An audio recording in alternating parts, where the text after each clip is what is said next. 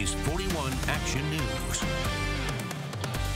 A new script for severe weather warnings coming up, why that message has changed from that familiar robotic voice. It's because the pool's leaking water at a rate of 60 gallons per minute. That's fast enough to drain the whole thing in just 8 hours. If you've driven through snow in Kansas City over the past few years, it's probably only been about that deep, but come tomorrow, that snow depth could look a little more like that. Supper time!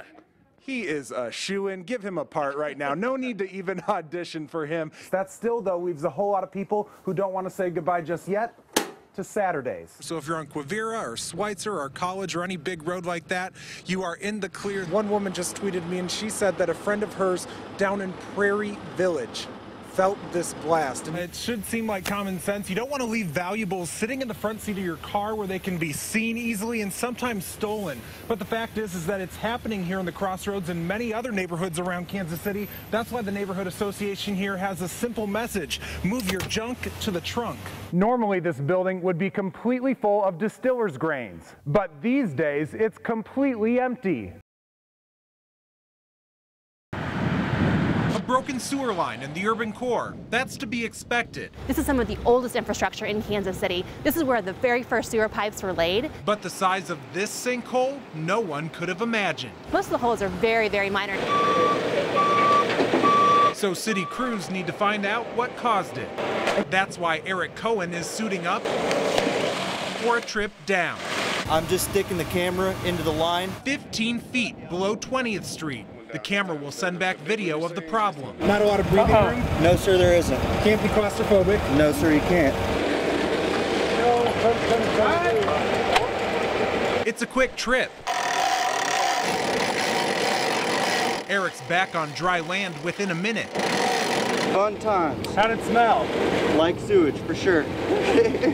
And just as soon, we found the problem with that 2 feet. The guys in the truck see the culprit. Oh, yes, sir, that's definitely a collapsed line. Just as they thought. This crew puts cameras into sewers every single day.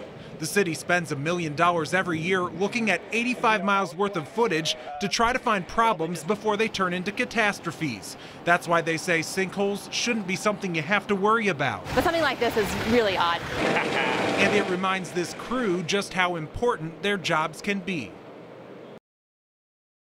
If there's one thing Nancy Flynn is known for around Odessa, it's cruising the streets in this. Yeah, I ride around, take all the kids. Her prized golf cart turned '57 Chevy. I have a chance to sell it, but it's not for sale. But now, Nancy's even more famous for what happened in her driveway around 8 o'clock Monday night, and she's got the scrapes to prove it.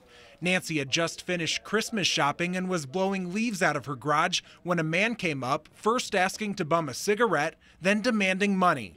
Nancy refused, so the guy pushed her to the ground. He was grinding my face in the concrete, and that's when I really got mad. So Nancy kicked him in the groin and threw $83 in cash on the driveway. He was very upset, and he grabbed himself, and then he started cussing me. But the man, who Nancy thinks was in his 30s, was distracted by the money. So she snuck into the garage to grab a wooden club and can of mace sitting in the golf cart. While he was trying to get himself straightened up from me kicking him, then I went out and started beating him with the club, and then I sprayed mace in his face. And that's when he had enough. She says the guy shouted for a truck waiting around the corner to come rescue him from his unlikely opponent. I beat him up, a 30, 40-year-old man, so I don't think he'll be back here messing with me. Nancy says it's strength she always knew she had. I'd say he's hurting worse than I am. But never used until now.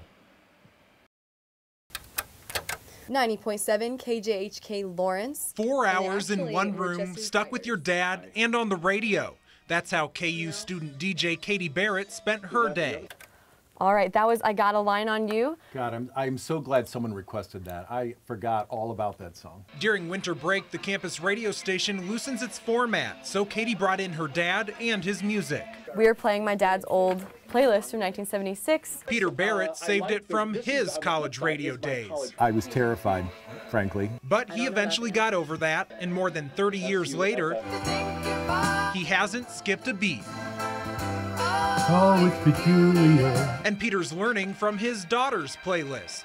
Leave him alone cause the boy's bad news. Eagles of death metal are strongly influenced by the Rolling Stones. Could you tell that Yeah, in hearing them back absolutely. to back? That's probably why I like them. It's just nice to be reminded of the joy of working with music and at a radio station. Though he never went into radio, Peter has spent his whole professional career in the broadcasting business. He now owns a production company, which makes him qualified to give a little advice. You can fade in faster than you have been. As a duo, they have a natural chemistry. They were pretty good. They were pretty good. You've never seen them live. That can only come from a 20-year relationship. White Stripes are very bluesy. Well, I should listen to them. You should. More. They're great. Made stronger by 4 hours on the radio together. It's easy to get frustrated. This is ridiculous. When this is how you start your day. Jennifer Schrog thought she was in the clear. It got better in Missouri until I hit Main Street. And on the hill leading up to 45th, she got stuck. That's where Art Scheinebarger came in. We're trying to push you up. A complete stranger. Go ahead.